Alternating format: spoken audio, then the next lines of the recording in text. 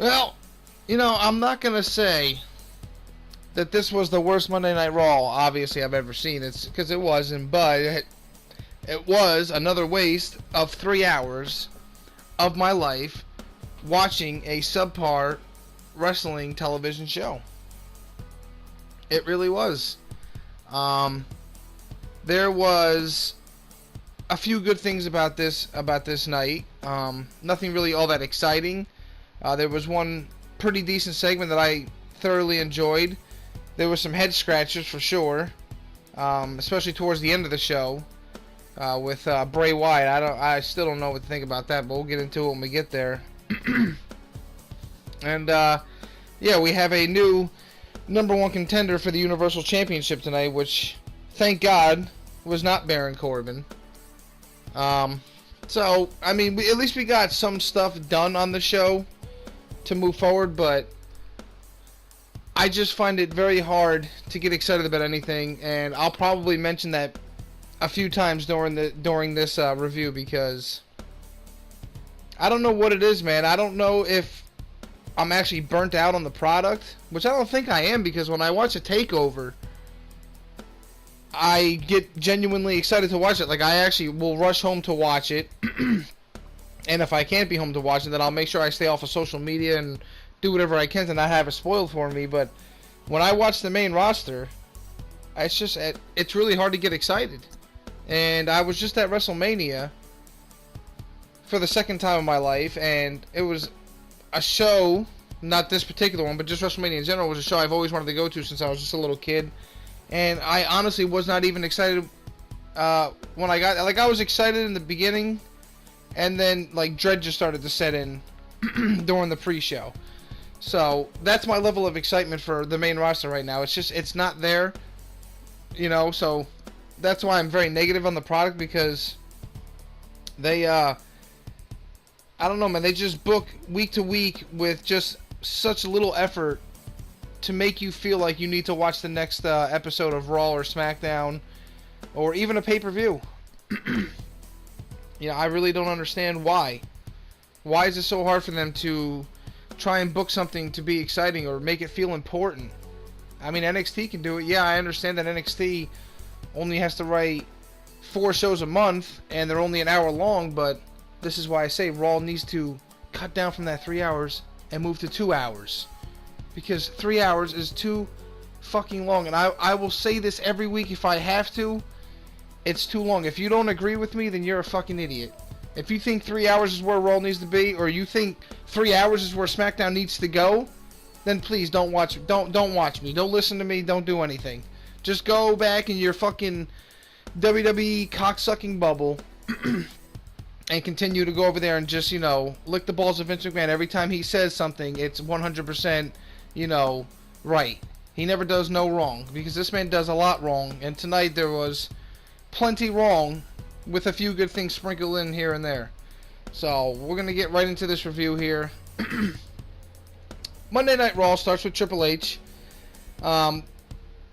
which I guess is a change, but it's really the same formula, man. Every Raw starts off the same. It's just a different person. It starts off with a fucking long-winded promo that honestly does nothing to get you hyped. This opening promo did the complete opposite of what it was supposed to do. It was supposed to get you hyped up, and it completely brought me down. And I think it brought down the crowd, because this crowd tonight, by the way, they were in Des Moines, Iowa, and this crowd sucked. Can we please?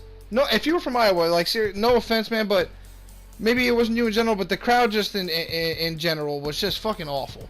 They made, like, zero reaction to anything. I understand that there's not much to get excited about. I just went over it, that I'm not excited. But if you do pay your money to go there, make some noise. I don't care if you have to find a reason outside of what's going on in the ring or, backstage to get excited. Find something, man.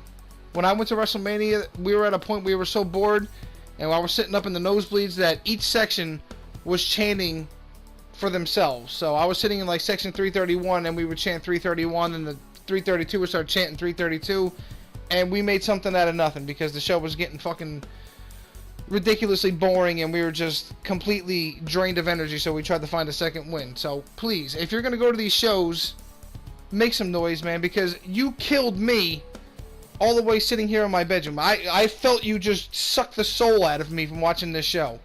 The minute it started, it had no fucking energy whatsoever. Triple H came out to mediocre fucking reaction at best, and the reactions just went downhill more and more as we went along.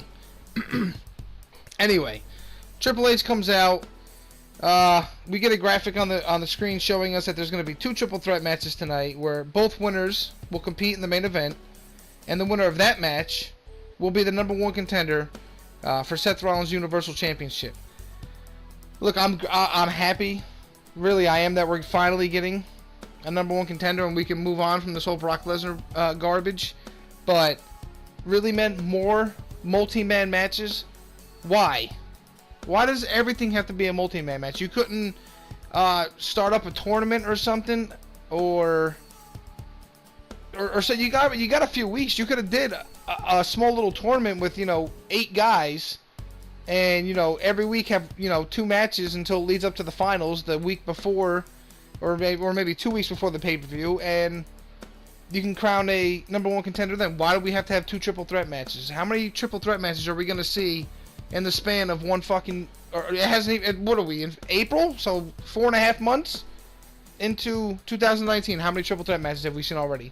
Like fucking 15? Fucking ridiculous, man. So we're going to see 2 tonight. I'm over these multi-man matches, dude. Like, they just keep signing people and the rosters are just completely overstacked with talent that they're not even using. It's time to just start releasing some of this talent that you ain't using. Just let them go somewhere else, man, because you're not doing nothing with them, and it's bringing down everything. It's starting from the top and it's trickling down, man. It's just making everything else just feel fucking boring and unexciting. I don't know, man. Fucking multi-man matches up the fucking ass all over the place every single week, man. Anyway, I mean, I guess it's better than what they sometimes do, where they have, somebody beat the champion, and then by beating the champion in a non-title match, you become the #1 contender somehow. I fucking hate that shit. So this is better than that, but still, it's multi-man matches determining #1 contenders. They've been doing this now, like, for quite a while, and it's starting to get very tiresome. But it's what we're getting. It's lazy, but... it is what it is, man. Now, Seth Rollins then soon follows after Triple H comes out. They're just going over what happened at Mania. And seriously, are we done with WrestleMania yet? How much longer are we going to hold on to WrestleMania? Are we going to hold on to it all the way until SummerSlam? We're just going to keep recapping it every week until then? Because we kept recapping it all night again tonight. Getting mentions of what happened at Mania. I understand it's their biggest show, but, it's time to move on. We got Money in the Bank coming up. We got some fucking Saudi Arabia show coming up. Let's move towards those. Let's stop living in the past of a mediocre WrestleMania and let's move forward. Seriously, I'm over it. Anyway, Rollins talks about the Money in the Bank contract and how he's cashed it in to win the WWE Championship at WrestleMania. In one of his proudest moments of his career, or whatever the hell he said, and then he explained how he had it cashed in on him when Dean Ambrose cashed in on him after he beat Roman Reigns for the title. Samoa Joe then interrupts because obviously he's part of one of the triple threat matches. So the first one is Joe, Mysterio, and Styles, and the other one is Corbin, McIntyre, and The Miz. So those are your 2 triple threat matches. So of course, you already know what's coming. You got Joe coming out. He's not really saying much, but just the way even when he says he's not really saying much, he says it so differently than everybody else that you just have no choice but to just sit there and listen to the man, because he's so good at what he does. He is easily, right now, probably the best promo cutter on Monday Night Raw, probably on the main roster, but Sami Zayn's starting to give him a run for his money, I'll tell you that. Seeing these two, well, they're both heels, but seeing them in a promo together would be fucking fantastic. Anyway, he comes out, He says how Becky Lynch has this great concept going of multiple championships and how his shoulders are wide enough to add one more since he already has the United States belt draped over his right shoulder. Of course, this leads to Mysterio coming out. He literally says absolutely nothing here other than he's going to win the triple threat match. That's literally all he said. I mean, he didn't say it exactly like that, but whatever he said, that's basically what he said. And he said it in such a monotone fucking way as he just walked to the ring all casually and slowly with no energy. I mean, who decided to give Mysterio a microphone? His strongest suit was never on the mic. It's always been in the ring. Let him keep it short and sweet and give him something better than what he said tonight, because tonight was just, I don't even know. He came out to crickets. I was falling asleep while he was talking. I don't know what else you want me to say, man. Of course, this leads to McIntyre then coming out. And, you can see the cycle of where this is going. So, everybody's just going to come out and interrupt and interrupt and interrupt, and it's just going to get extremely overdone, and it's going to get way out of control, and honestly, a fucking joke. So McIntyre comes out next, like clockwork, just one after another. And it's really amazing how scripted. We all know wrestling is scripted, but it's amazing how scripted especially these opening segments are. It just felt like it was just so, it was just so bad. It was just like one after another. It was just like there was just no, it didn't feel natural. It didn't feel fluid. Like, at least back in the Attitude Era when, you'd have an opening promo like this where, like, Triple H will be out there cutting a promo, and The Rock will interrupt, and then maybe Stone Cold interrupt. At least it felt natural, and it got the crowd into it. This shit is just people just coming out after the previous person says one or two lines, and then somebody else comes out, and then they say something, and then somebody else comes out. And there's no fluid. Nobody looks credible. Nobody feels special. They all sound the fucking same, aside from Samoa Joe. And it's the same bullshit every week. Why do you have to have fucking 7 guys coming out to start off the show every single week, it feels like? Can we just, start off the show with a match for once? A match and then have a promo? Why do we always have to have these long-winded promos that nobody gives a fuck about? This whole segment did nothing for nobody. If you got excited over this fucking opening segment for the rest of the show, you're a fucking simpleton and a half. I swear to God, man. Seriously. Anyway, McIntyre comes out.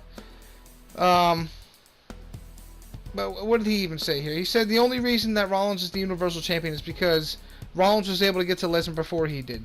Yeah, whoop-de-doo, Mr. McIntyre. You couldn't even beat fucking Roman Reigns at WrestleMania. You lost to one fucking spear and you think you had a chance against Brock Lesnar? Yeah, I don't think so. Anyway. This is then, of course, interrupted by The Miz.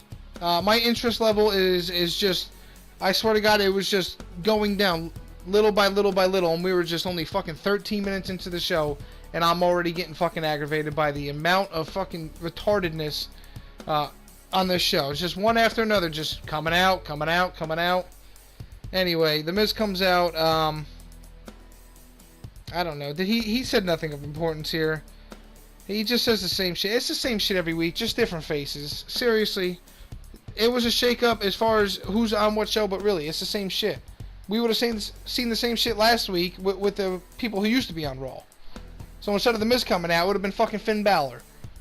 Instead of Samoa Joe coming out, it would have been fucking, who the fuck, Elias. Who gives a shit? Anyway, speaking of no importance, the last person, of course, comes out, and it's fucking Baron Boring. He comes out, he asks everyone that's in the ring if they've beaten a gold medalist in their farewell match, as if that's some kind of fucking braggadocious thing to talk about. Like, oh my God, you beat Kurt Angle in his last match when he's like 57 and a half years old and fucking barely can stand up straight. And this is something to brag about, that you beat Kurt Angle in his last match. Go beat Kurt Angle back in 2005 and then come back and talk to me, you fucking idiot. Seriously. So this guy is, oh, God, I don't even want to get into it, but I cannot stand Baron Corbin, and not in a good way, not like a good heel, like he's just get off my TV status. Like, I don't want to see him on television, I don't want to hear him. I just go away, please, go somewhere, go to fucking I don't care. I don't know. AEW, go to fucking New Japan, go to fucking, just go away. Because you're boring and you do nothing for me. You suck in the ring. As you proved tonight with your match with AJ Styles, which was mediocre at best, even though I fast forward through most of it. But from what I've seen, it's nothing special. Anyway, the last one to come out here is Styles, of course. You know, he's got to come out, and we just got to, you know, over fucking complicate everything that's going on. Like I said, this was generating zero hype. The crowd was not into this at all. AJ Styles got like no fucking reaction. So now I'm thinking, great, we've seen all these guys once already, and we're 13 minutes in. We have to see 2 of these guys at least 2 more fucking times for the rest of the night. The winner of both triple threat matches. So we have to see 2 of these guys 3 times in one night. Well, I'm telling you right now, overexposure is a thing. Alright? It really is. And between that and the show's just being too long, bro, you're going to tire. This is why nobody feels special, man. They're overexposed. They're on every show every week, sometimes multiple times a week. You don't need everybody on every show every week. You really don't. It's alright to give somebody a week off here and there. Not only will it be good for the fans because we can, you know, miss them a little bit. What is it? Absence makes the heart grow fonder? I mean, seriously. They can go away for a week, maybe 2 weeks even. Let the fans, you know, miss them a little bit so we don't see them every week. Then maybe they'll feel a little bit more special. Not only that, but it'll be good on the wrestlers because they can rest up a little bit. And if you really need to have them in front of the live crowd because, you know, you want to send people home happy, then have a dark match segment when the show goes off the air and then have them come out. But keep them off of television every now and again. It's not going to kill the fucking show. It's actually going to make the show better because when they do show up, it makes you feel like, oh shit, shit's going down. But what the fuck do I know? I'm just some idiot fucking talking from his bedroom on YouTube. Anyway. What here? This shit was dragging. You can just feel. At this point, we were like 18 minutes in. You can just feel this show dragging. 18 minutes felt like 45. And we still got like 2 hours and 40 minutes left in this show. This is why I can't watch the show live. Because I don't know how you people... If you people watch the show live, God bless you. I could never do it. Not with the... I cannot sit through 6 minutes of commercials every time they go to commercial. Especially in the middle of a match. It's already enough that I'm not excited for most of the matches. But the fact that you have to sit there and then have a commercial break. Or sometimes 2 commercial breaks in the middle of a match. For 5 or 6 minutes. Boy, that talk about taking you out of it. So, if you're watching me and you watch it live, I recommend DVRing it and starting around 9:15 like I do, so you can fast forward through all the bullshit. It's the only way this show is watchable. Same thing for SmackDown. I can't watch that live either, so they're not safe either. Like I said, anyway, you know, all of these guys,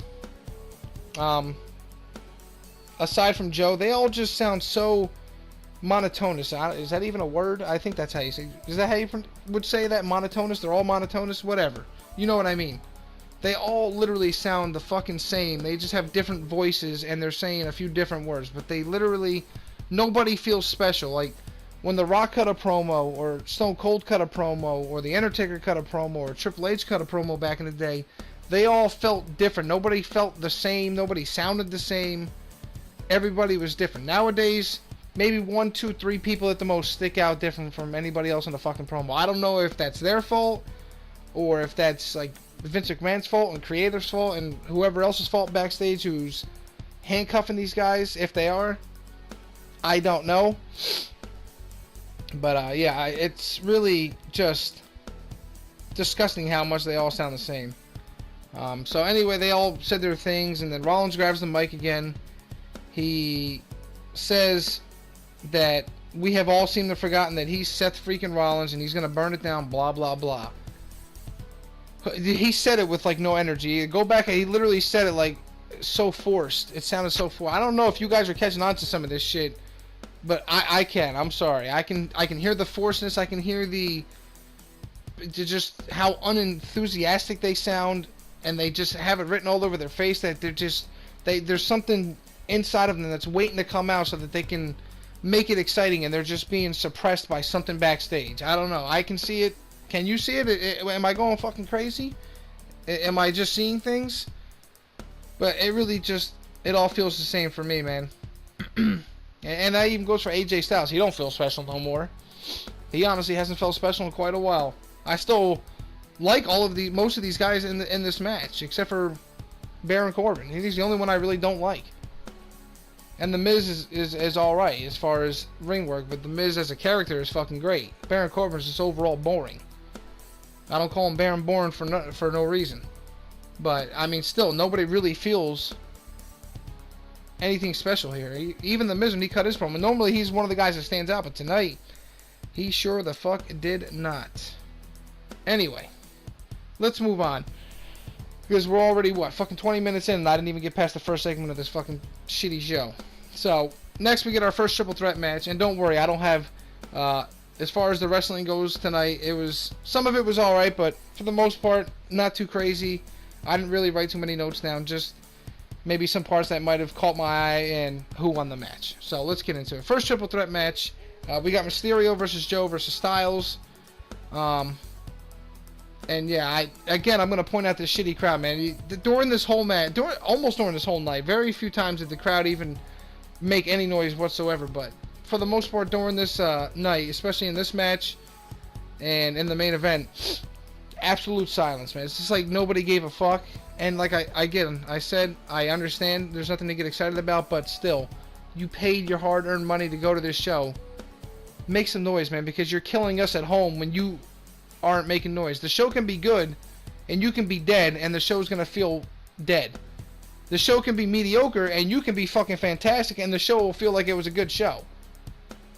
Alright, if you would have looked at the Raw after Mania, after WrestleMania 29, if you would have taken the crowd tonight and stuck them there and took our crowd and put it in this Raw would have felt decent, while that Raw would have felt mediocre at best. I'm telling you, man, if the crowd is dead, the show can be fucking fantastic, but it'll fall flat because there's no crowd. The crowd is easily as important as the show as anything else. And tonight, Iowa, you let us down because you were absolutely fucking dead. Anyway, and they got less energetic as the show progressed. It was just ridiculous. Anyway, during this match, of course, it's a triple threat match, so we have to get our obligatory 3-man move that happens either from the second or top rope, where everybody does like a double power bomb or a fucking suplex into a power bomb or a fireman's or a electric chair drop into a suplex or what have you. So of course they had to do one of those. Samoa Joe was on the second rope. He back body dropped Styles and Mysterio into the ring. These spots, they happen so often in every match, and they also sometimes look absolutely ridiculous and very scripted just because of the setup that it takes. And there's no reason to do this every match. Every single triple threat, fatal 4-way, fatal 5-way, 6-man, 8-man, they always got to do some stupid spot like this. Like, it's cool when it happens once in a blue. When you do it every single match and those triple threat and fatal 4-ways are happening every week, it kind of loses its fucking meaning. Seriously, these spots mean nothing. They do nothing. They don't get anybody excited. It's the same shit every time. This one was pretty boring. It's just literally a double back body drop. At least the one that happened later on at least had a cooler spot, but still. I mean, it's the same shit every fucking time. Stop doing it. They don't excite nobody. If you do, the less you do them, the more excited people will be when they actually do happen, and they might actually mean something in a future multi-man match that's actually important. This match didn't feel important. None of these matches did, honestly. Anyway, I don't know. Maybe it's an unwritten rule that if you have more than 2 people in a match, you have to do the big, multi-man spot where everybody just crashes and burns. I don't know what to tell you. Maybe it's an unwritten rule. I don't know. Anyway, let's see here. So, basically, AJ Styles wins this match. He wins with a phenomenal he actually wins, which was a pretty cool spot where Samoa Joe was on the ground, and he took Rey Mysterio, who was going for a springboard Hurricane to finish off Styles. Styles called him, powerbombed him onto Joe, and then picked him back up, and then gave him a Styles Clash on top of Joe, threw Mysterio out of the way, and then pinned Joe for the 1-2-3.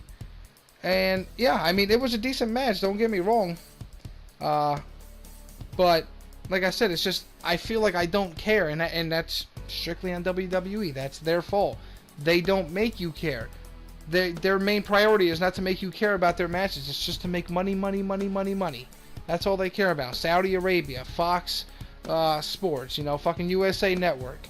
You know, the dirty money in fucking Saudi Arabia is definitely the #1 culprit. That's for another day. Yeah,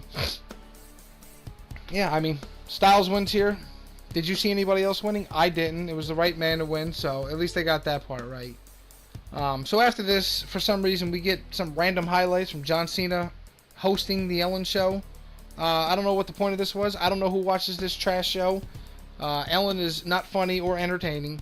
She's absolutely terrible. I don't know why he was on the show, and I don't know why we were subjected to watch like fucking 45 seconds of clips from it. It wasn't funny. It wasn't cool. It meant nothing to the anything to the show, and it took away from Cena's Doctor of Thugonomics coming back at Mania, which I want to see more of. But then we have to see this version of Cena, which I hate. This is the version of Cena I can't stand. The version that we just seen in these highlights, fucking boring, dude. You know, I don't care if he's fucking making all the kids happy. This is not the Cena I want to see every fucking time. I'm sick of seeing this version of Cena. I want to see a different version of him. We've been seeing the same version of him since like 2006. Enough. Seriously. Well, we're gonna get one night of Cena being cool and he gets cheered and he's right back to the same garbage.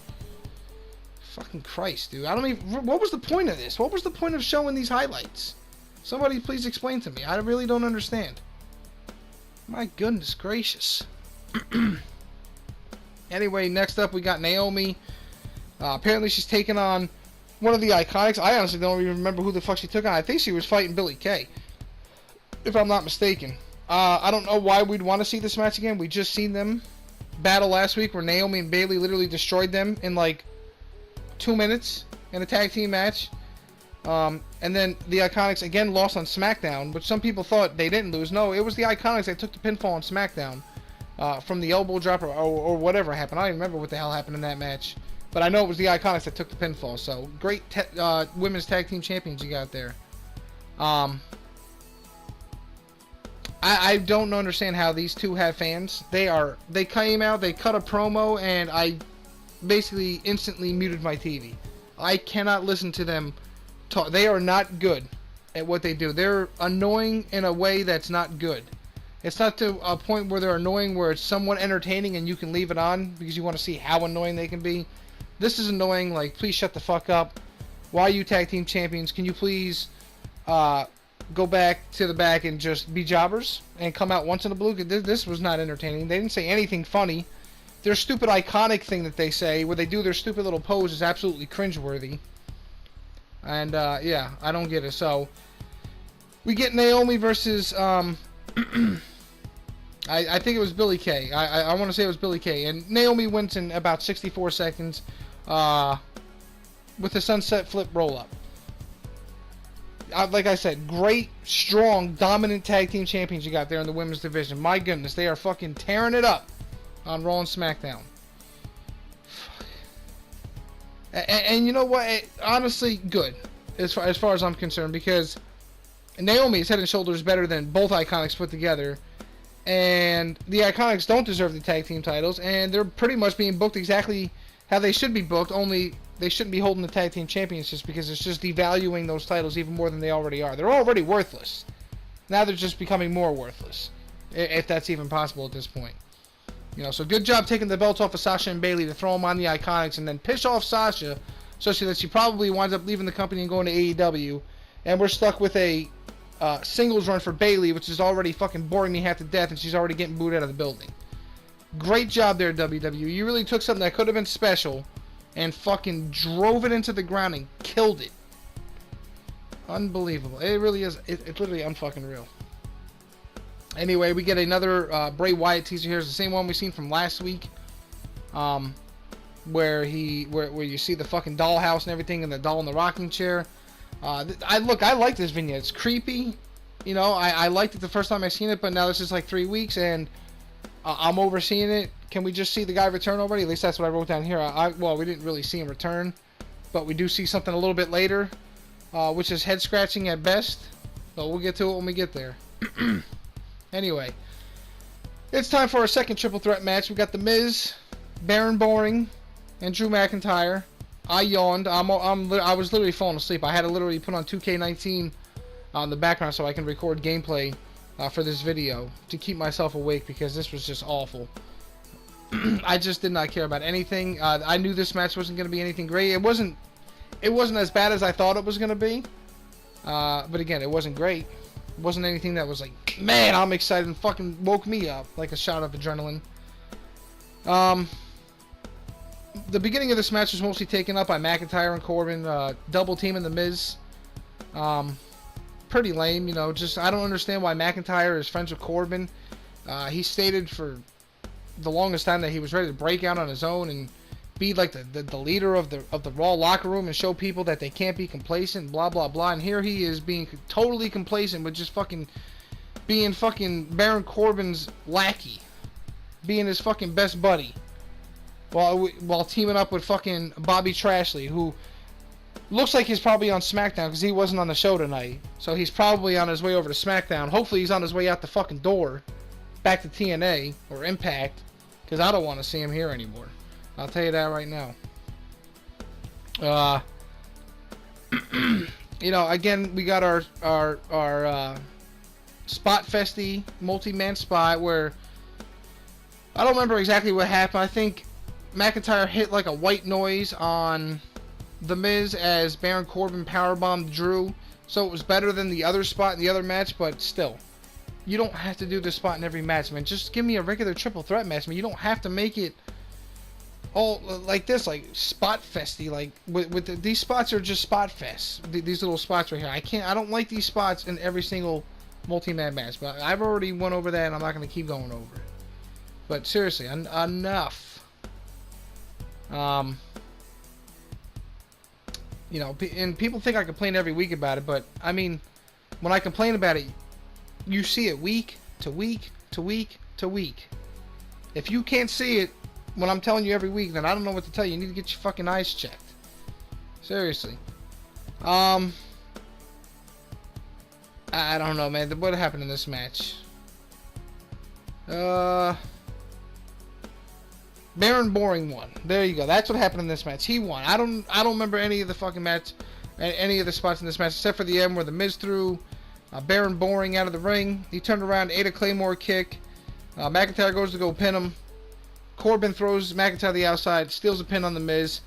Man, I'm excited to see our main event tonight with AJ Styles and Baron. So Baron Corbin has been in the main event now, I don't know, more times than he needs to be since like late March. Enough with this guy in the main event, dude. This guy is not made. This guy is mid-card, middle of the card at best. He's not even opening show, because opening show needs to be somebody to get the show hot. This guy is like bathroom break. He's fucking boring, dude. If you think this guy is good in the ring, or you're a big Baron Corbin fan, I don't know what to tell you, man. The guy is boring, dude. I thought the guy had potential, but every week he's shown me less and less that he's gonna break out, because he does nothing for me, man. Every time his music hits, I like his song too, but every time I hear his music, I want to change the channel. Every single time. Like I said, this wasn't the worst match, but you know, why are we supposed to care about these guys? I will continue to ask. I don't know. So later tonight, we're gonna have Styles and Corbin in the main event, and I wrote here that if Styles would have lost this match, I probably would have been done with this show, because I honestly, even though it definitely looked obvious that Styles was going to win, with this company and with the whole Corbin thing, you never fucking know, man. So anyway, out next we got probably my favorite moment of the night, obviously. My favorite segment of the night. We get Sami Zayn coming out. He's dancing like a fool on the stage as always. He finally gets in the ring. He starts berating the fans some more like he always does. He says that we accuse him of being bitter, but he's actually the opposite. He is jubilant, as he put it. Says his happiest time was when he was away from all of this and all of us when he was rehabbing his 2 shoulders. He then proceeds to show us some pics of him on vacation on the Titantron while he was recuperating.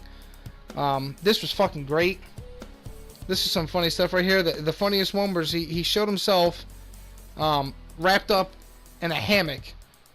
And he just goes, "Oh, look at me. I look like a cute little sausage roll." And I was like dying in my chair from like ready to fall asleep, and Sami Zayn actually perked me back up with this shit, man. This shit was funny. This was entertaining. You know, and Sami is fucking getting really, really good on the mic, man. This guy, he's one of the guys that's standing out. He doesn't sound like everybody else. He doesn't sound monotone. He doesn't sound boring.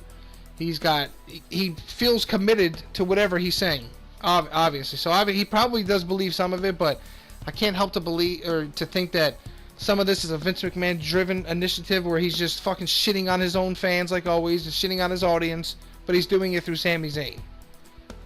You can just feel it a little bit, but Sami Zayn's doing great with it, man. So I'm not really gonna shit on it too much. You know, it's basically just Vince McMahon saying fuck you to his fans, and he's just using Sami Zayn as bait. But Sami's killing it, man.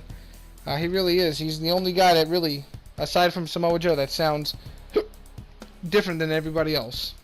But I enjoyed the hell out of this.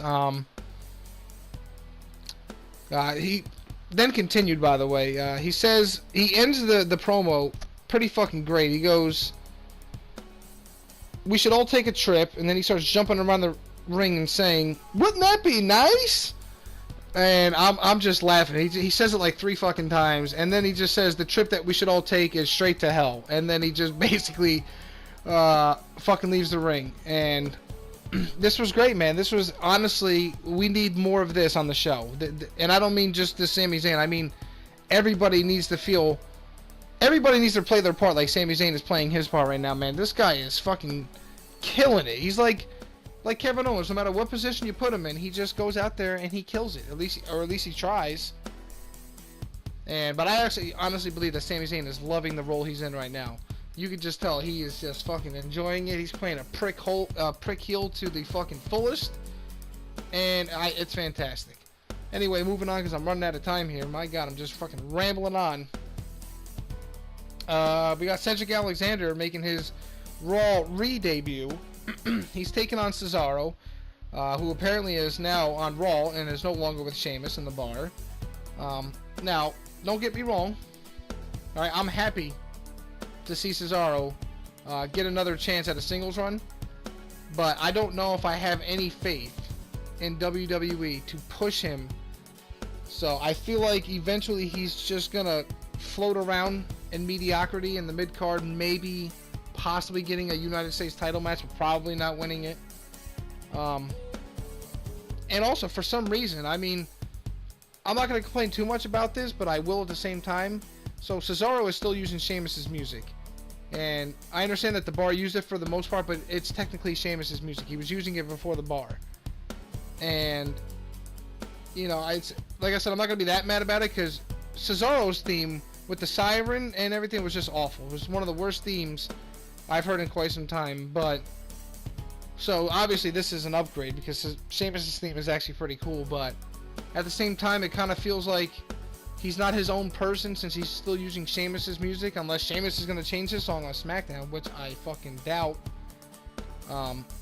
It was really weird too because he came out with Sheamus's music and they did the whole thing with the drums beating and the music stops and then the lights come on bright and white, and then instead of Cesaro standing there in the spotlight, he just comes walking out all casually and then just walks through the spotlight like it's nothing. So it looked kind of strange. Kind of took away from the entrance a little bit. But I don't know, maybe they're going to give him some new music eventually. But for now he's using Sheamus's, and it is what it is, man. He had a pretty decent match here with Cedric Alexander. He winds up winning by catching Alexander in midair and hitting him with a vicious uppercut. And that was pretty much it. You know, I'm fine with this. Cesaro needs some momentum, so obviously he needs a win under his belt. And Cedric Alexander, honestly, he didn't look bad in this match. He looked fantastic in a losing effort. You know, he got called off the top rope. That's nothing to be ashamed of. It's not like he got buried or squashed in fucking 92 seconds. It's a pretty decent competitive match.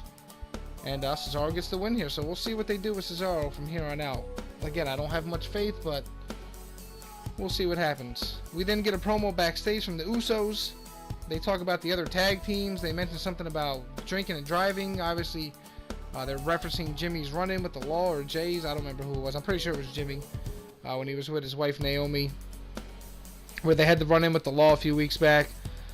They mentioned the Viking Raiders, and when I first heard this, I honestly thought they were just making fun of everybody losing their shit last week over the Viking experience and the shitty name change.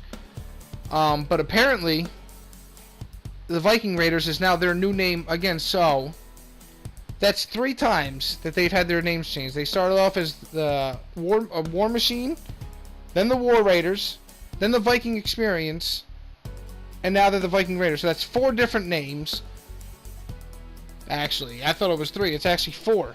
Fucking unbelievable. Just 3 in the last fucking 8 days. My goodness.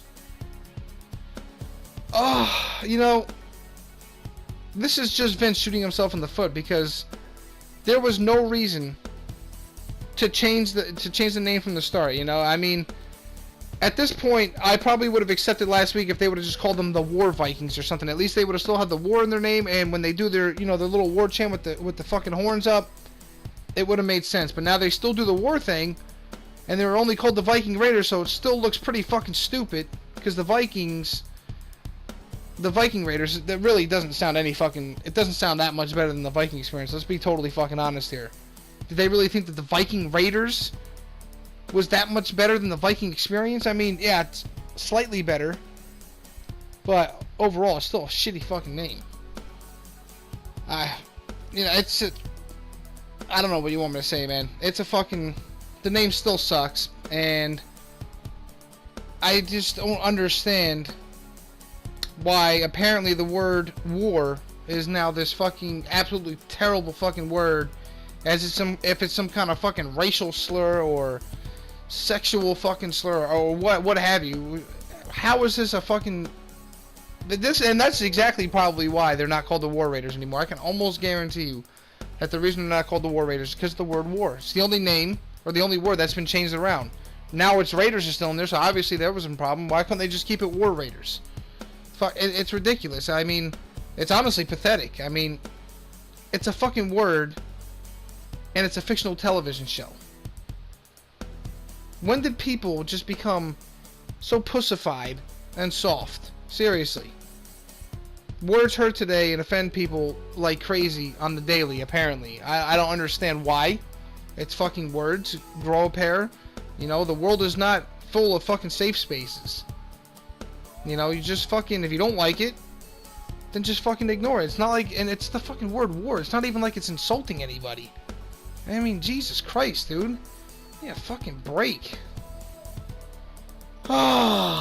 Anyway.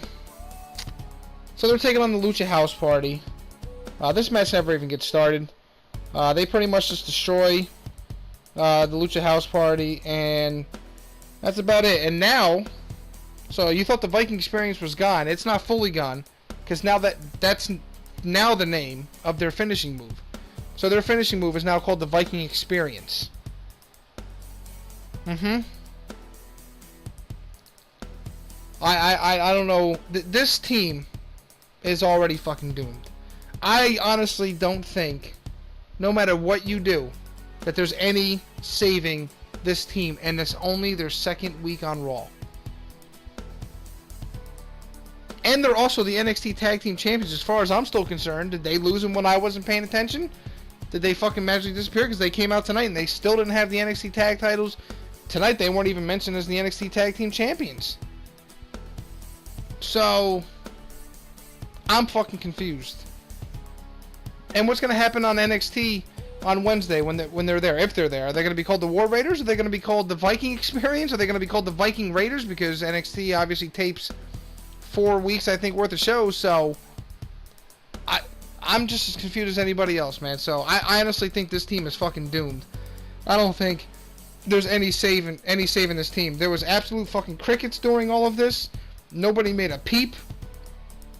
And then Graves, on commentary, says, we better remember their names or we won't remember much else. Because obviously they were beating the hell out of Lucha House Party, so obviously they'll beat us senseless to the point we don't remember anything. Mr. Graves, Mr. Corey Graves, how the fuck are we supposed to remember what the fuck their names are if they're changed every single week? Last week it was the Viking Experience. At TakeOver it was the fucking War Raiders. When they first debuted it was the War Machine. And now it's the Viking Raiders. What am I supposed to do? What's it going to be next week? What's it going to be next week? Seriously. Fucking ridiculous, man. I don't understand this shit. I really don't. The Pirate Posse? Is that what next week's gonna be? The fucking Pirate Posse? Sir, what the... my fucking Christ, dude. Anyway, man. I need to get through this because I only got a few minutes left. Ryder and Hawkins are interviewed backstage next. I don't know why the fuck these guys are being interviewed. I understand that they're the tag team champions, but does anybody care what they have to say? No. So I'll let you guys figure it out why the fuck they were even interviewed. Because they said literally nothing here. They talked about how they've been on the show or in the company for 11 years. Yeah, that's not something to brag about when you've literally accomplished nothing and other people are accomplishing more than you in their first fucking 3 days. So, who gives a shit? Out next is Becky Lynch. And you want to know how you can get people to lose interest in Becky Lynch? Keep having Michael Cole scream, "Here comes the man!" Like he used to scream, "Here comes the big dog," when he had Roman's fucking cock literally slithering down his throat, touching his fucking tonsils. But keep having him say that and then calling her Becky Two Belts immediately after, and you'll see people stop caring about Becky Lynch instantly. Because it made me not want to give a fuck about her. Thank God she saved it, because literally the minute I heard that I was disgusted. But she saved herself with the promo that she cut tonight. I can't even describe how much I despise Michael Cole in commentary. He's god awful. He hasn't been decent, and I'm being nice, since his Taz days on SmackDown, honestly. And even then he was passable at best. He came to Raw and he's just been basically unbearable since. You know, it was a fucked up thing to do to JR, because JR didn't even know what was happening that night. And it's one of the main issues why this show sucks. When the commentary team sucks, it's hard to get into the show. So between the shitty commentary that we had from Michael Cole and this fucking god-awful crowd, how the hell are you supposed to get excited about this show? It's amazing I enjoyed any segments of this show. But thank God for Sami Zayn and Becky Lynch, huh? And I understand that people are going to be like, well, if you don't want to, or if you think he's so bad, then, you know, let's see if you can do any better. And yeah, look, maybe I can't do better. I probably can. I don't know. I've never done commentary before. But just because I've never done commentary before, or maybe because I can't do commentary, doesn't mean that I don't know when somebody fucking sucks. This guy is terrible. His voice is outdated. It's no longer needed. And it doesn't get the fact that he's just not that good. The only reason he's been there for 20 years is because he just does everything Vince says. He just fucking downs that cock and doesn't question anything. At least JR back in the day questioned shit. So that's the only reason he's been there 20 years. And just because he's been there 20 years doesn't mean he's good. It just means he's a yes man, which is exactly what he is. I'm sure he says yes, Vince, to every question that Vince asks. So I don't want to hear shit about it. He fucking sucks. Anyway, Becky Lynch is in the ring. She's cutting yet another promo. Again, you know, overexposure is a thing. Luckily, Becky Lynch's promo tonight was good, but I don't want to see Becky Lynch every week and on every show, because obviously she's on both shows. We don't need to see her on Raw and SmackDown every week. Please, we really don't. She says how Lacey is just another new version of an old approach, referring to Charlotte Flair with the bleach blonde. She says that she's been making a living smacking around bleach blondes her whole career, and says that while Lacey is in the back trying to further her career, she's out here looking for a fight. And honestly, she said this, and she said something else that I don't remember. I didn't write it down, but she was killing it. She was destroying Lacey Evans. There was a lot of truth undertoned in this fucking promo, believe me. And so she's pretty much about to call out Alicia Fox. Lacey Evans shows up and says Becky is just a typical man, and wants to be the center of attention. You know, this SJW character thing she's got going on is absolutely fucking nauseating. I'm not, you know, I wrote down here that she's terrible. I'm not going to say that she's terrible. She's just playing a character, but the character that she's playing, just take out the SJW shit, man, because it's fucking, it doesn't make any sense here. If you want to just leave and she's like some, you know, the wife of like a fallen Marine or something, or she's just a Marine herself and now she's all like, you know, Southern ladiness, that's fine. I can try and get behind that, but this whole like SJW undertone that they got going on here is unneeded and fucking terrible. It honestly takes away from her character. And I know that she had some real life stuff happen, but with I think her house burning down or something, but that's fine. She has a job now, she's making good money and she can build herself back up. But this does not qualify somebody to just be fucking, you know, thrown into a #1 contenders match and then winning in an undeserving way, because this is exactly how you can get her character to get go away heat on her real fucking fast. This is what happened to Roman Reigns. You keep putting people in positions they don't belong in yet, and you don't have people earn their spots, the fans are gonna fucking revolt against them no matter what you do. So when it happens, don't say I didn't warn you. And no, she has potential. She's not bad in the ring. She's not bad on the mic sometimes. But right now her character with the whole, you know, the whole undertone of what's going on here is pretty bland and boring, and it needs something more. But we'll see what happens. Again, she's in an undeserved spot. She doesn't deserve to be the #1 contender, but you know, when you're in an undeserving spot, it's never a good place to be as far as the audience is concerned. Anyway, Alicia Fox comes out for her match with Becky, and if you want to talk about no reactions, just watch Alicia Fox come out tonight. Her music hit. I think people fell asleep. I think people literally were hit with fucking sleeping gas or something. There was, I think you could have heard a fucking fly buzzing around in the arena. That's how quiet it got when she came out. Holy hell, man. But yeah, she was clamoring for like fucking merchandise, for t-shirts and shit. Yeah, because you're so popular, Alicia Fox. Fuck out of here. I don't know why Becky is facing scrubs like this. When she just defeated Ronda Rousey and Charlotte, I mean, she can get a week or two off without wrestling. She doesn't need to just come out and start wrestling all these scrubs. So I don't understand why this is happening, but this match also got a commercial break, which is also head scratching. I don't understand why this match got a commercial break. It should have been a fucking 90-second squash match. It is what it is. Becky wins with the disarmer, and as soon as she wins, she gets hit with the women's right, the name of Lacey Evans' finisher, which is god awful. Not once but twice. She hit her again after she got back up again. The crowd gave 0 fucks, and neither did I. I didn't give a fuck either.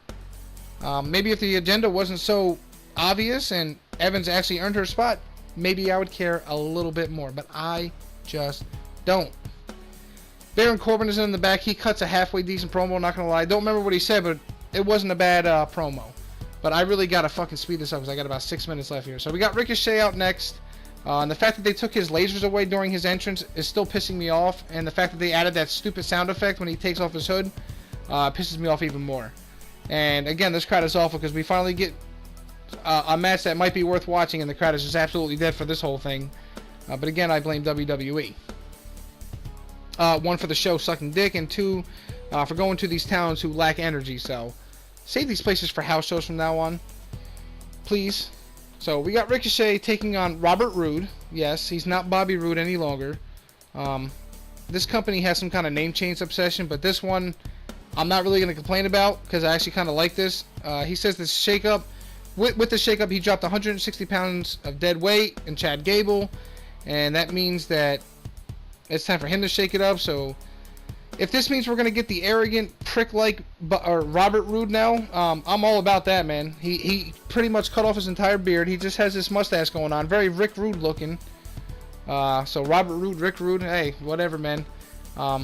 But when he came out doing his entrance and I seen him with the mustache, bro, I literally could not stop laughing. It didn't look bad. It was just so hard to get used to. Those mustaches are hard to get used to on people. When you don't see people with that mustache, and they come out of nowhere, it looks pretty funny, man. I just started laughing my ass off, but in a good way. So I'm not even gonna hate on it, but let's see what kind of heel push he gets. He actually defeated Ricochet here in a pretty good match, and he's already been more interesting with a simple facial hair change than he has since when he first came up to Raw. So he's doing something right, and I'm going to see where it goes. But it's funny that Ricochet loses his first match the moment he's taken away from Aleister Black, because Aleister Black now is on SmackDown. But you guys can read that story on the dirt sheets or wherever, because it was a story going on with the whole shakeup and blah, blah, blah. Go read it. As far as Andrade Cien Almas is also back on SmackDown. Anyway, we then get to this Firefly Funhouse. No, I didn't set her. So Bray Wyatt comes out, and he's on like this kids-looking TV show with the set and everything. And he talks about safe places and how the old Bray Wyatt is dead. And he's got a new haircut. He lost some weight. He trimmed down his beard. I don't even know where to start with this. Eventually, he winds up pulling out a chainsaw out of fucking nowhere, and he starts sawing in half an old cardboard cutout of his old self. And this is all happening while the sounds of kids clapping in the background is heard. Very strange shit. I don't know what the fuck I just seen, and I wish I had more time to speak on it, but I literally got like fucking 3 minutes left here before I have to shut this shit down. So, I'll talk more about this in my SmackDown review tomorrow. Because there's a little bit more I want to go over, but I'm going to give it a chance. It looks really fucking dumb at the same time, but I'm going to give it a chance. Main event here. I actually fast forward through about 80% of this match. I just wanted the show to be over at this point. And AJ Styles wins with a phenomenal forearm, and thank God. Seth Rollins then comes out. Him and AJ Styles shake hands, and that's honestly how the show goes off the air. And now that I have 3 minutes left, maybe I'll touch a little bit more on Bray Wyatt, because the main event really didn't mean shit. AJ Styles won, congratulations, him versus Rollins at Money in the Bank. Thank God. Nobody wanted to see Baron Corbin. As far as the Bray Wyatt shit, man, like I said, I'm going to give it a chance.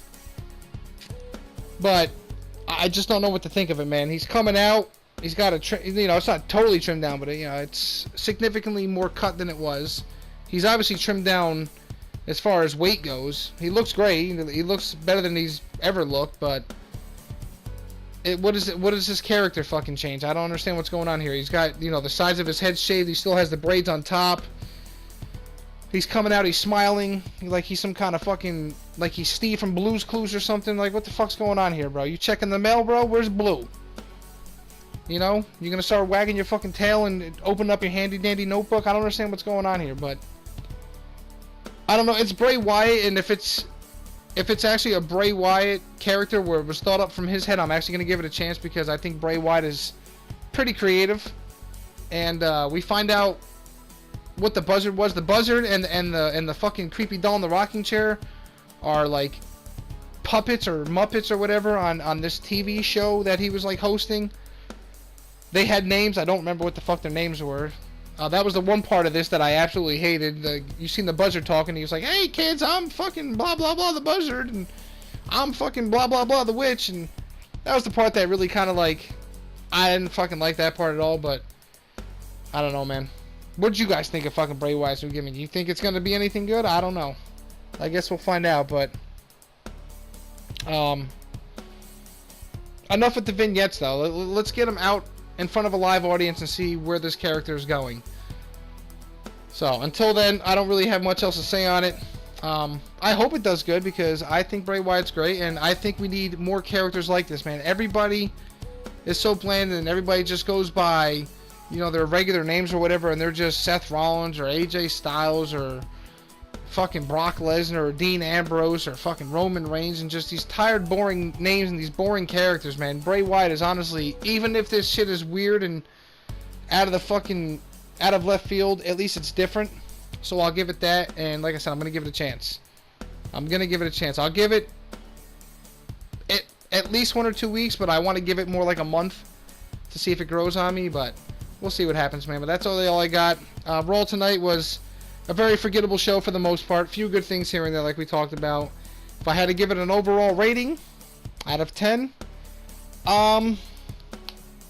if the crowd was into it and we had a pretty decent crowd, the show might have gotten like 5 or a 6. Just because it did have a few good matches and a couple of decent promos. But I'm gonna give it a 4.5, and that's being nice. But that's all I got. I know I always say that I'm gonna make a SmackDown Live review and then I don't, but Monday Night Raw usually just drains me. so badly that I have nothing left. But I'll try again tomorrow if I'm feeling better.